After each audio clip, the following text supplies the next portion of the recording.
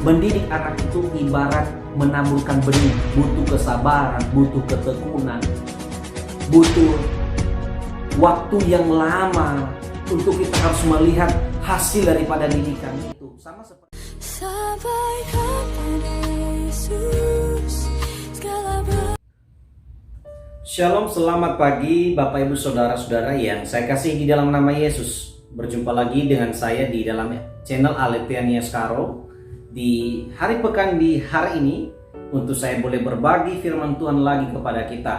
Kiranya kita boleh bangun dalam keadaan sehat, dalam keadaan sukacita di pagi hari ini. Saudara-saudara yang terkasih, firman Tuhan bagi kita di dalam Amsal pasal 29 ayat 17. Firman Tuhan tertulis, "Didiklah anakmu, maka ia akan memberikan ketentraman kepadamu dan mendatangkan sukacita kepadamu."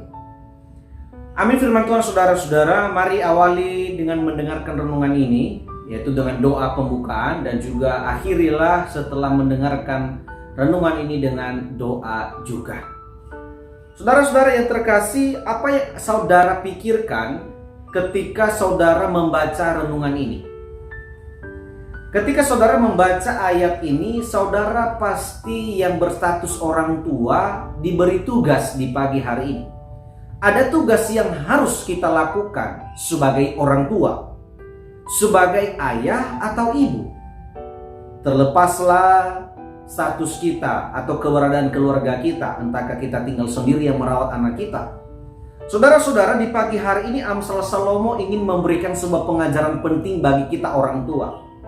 Pendidikan agama Kristen bagi seorang anak itu dimulai dari keluarga, dimulai dari rumah, dan itu tidak terlepas daripada tanggung jawab orang tua. Karena itu Salomo berkata, didiklah anakmu. Mengapa kita orang tua perlu mendidik anak kita? Karena di luar sana ada banyak hal-hal yang akan mereka temui. Ada yang positif, ada yang negatif. Di luar rumah mereka akan mendapatkan dan menyerap hal-hal yang lain.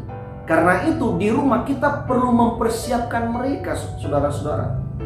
Apa yang kita perlu siapkan mereka? Didikan yang benar di dalam firman Tuhan.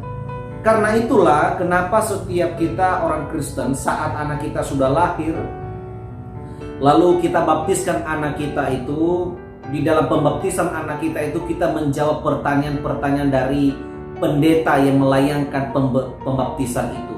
Di situ pertanyaannya, kita harus bertanggung jawab mendidik anak kita hingga ia besar, dewasa. Didikan itu tidak bisa terlepas dari anak itu sendiri. Kita bertanggung jawab kepada Tuhan. Nah, ini sebuah najar yang orang tua sampaikan di hadapan Tuhan dan jemaat pada saat itu. Saudara-saudara yang terkasih, Salomo bilang, didiklah anakmu, maka ia akan memberikan ketentraman dan sukacita kepadamu. Saudara-saudara yang terkasih, anak yang bijak, anak yang cerdas, itu adalah anak di mana dia punya orang tua yang cerdas dan bijak. Seringkali kita marah geram dengan anak tetangga. Kenapa perlakuan si A, si B, si anak si ini, anak si itu begini ya? Di mana orang tuanya? Lagi-lagi orang tua yang disesali.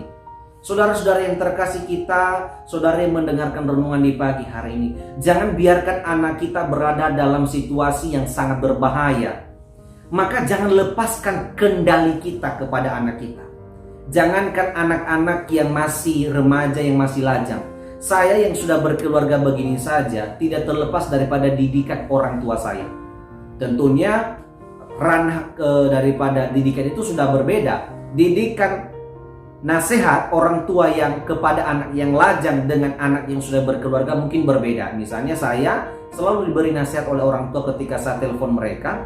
Selalu mereka katakan, rawatlah anakmu, baik-baiklah di dalam keluargamu, sayangilah istrimu, hormatilah mertuamu. Dan nasihat itu selalu, saudara-saudara, kita butuh. Kalau kita misalnya menganggap diri hebat, maka kita mungkin tidak bisa membutuhkan nasihat orang lain. Maka karena saya merasa dirinya perlu mendapatkan didikan, maka saya tetap meminta Jangankan kepada orang tua, saya kalau selalu mengajar di kelas, selalu mendapatkan saran-saran daripada murid-murid. Tujuannya ini juga menjadi didikan bagi saya, apa yang harus saya lakukan ketika saya mengajar ke depan di tahun ajaran yang baru.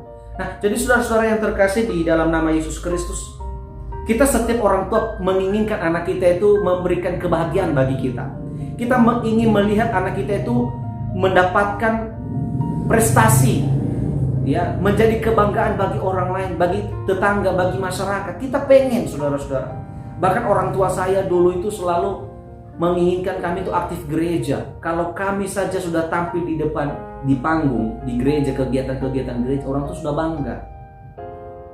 Itu di dalam kegiatan di gereja. Ditambah juga dengan kegiatan di sekolah. Kalau kita anak-anaknya sudah juara, betapa bangganya orang tua. Saya juga percaya saudara-saudara yang bersama orang tua sekarang pasti berharap orang tuanya juara, ranking, punya prestasi di sekolah, menjadi anak kesukaan banyak orang, menjadi kebanggaan banyak orang. Ini yang kita inginkan, saudara-saudara. Nah, untuk kita menginginkan itu tidak terlepas daripada kendali kita orang tua. Didiklah anak kita. Nah, saudara-saudara yang terkasih, karena didikan ini menjadi bagian terpenting, maka janganlah putus asa jika akhirnya anak kita tidak ada perubahan. Oke? Karena seringkali kita berpikir, anak kita sudah dewasa kok, dia sudah tahu kok. Hal ini yang salah. Keliru pikiran kita seperti ini. Maka supaya anak kita tidak jatuh, terus kita topang di dalam doa. Saat kita berdoa untuk dia, maka kita juga sembari sekaligus memberikan nasihat. Maka jadilah contoh, jadilah teladan bagi anak-anak kita. Sebagai orang tua, mari jadilah teladan bagi anak-anak kita, supaya anak kita itu mengikuti apa yang kita sampaikan. Karena anak-anak kita sekarang itu sudah canggih mentalnya. Tidak seperti tahun 90-an. Tahun anak-anak yang lahir tahun 90-an, 80-an berbeda. Tahun anak yang lahir di 2000-an, 10-an ini, 2000-an ini berbeda sekali mental mereka. Karena itu mari kita orang tua berhati-hati, mari kita tetap sabar. Mendidik anak itu ibarat menaburkan benih, butuh kesabaran, butuh ketekunan, butuh waktu yang lama untuk kita harus melihat hasil daripada didikan itu. Sama seperti ketika kita menanam tanaman, ya.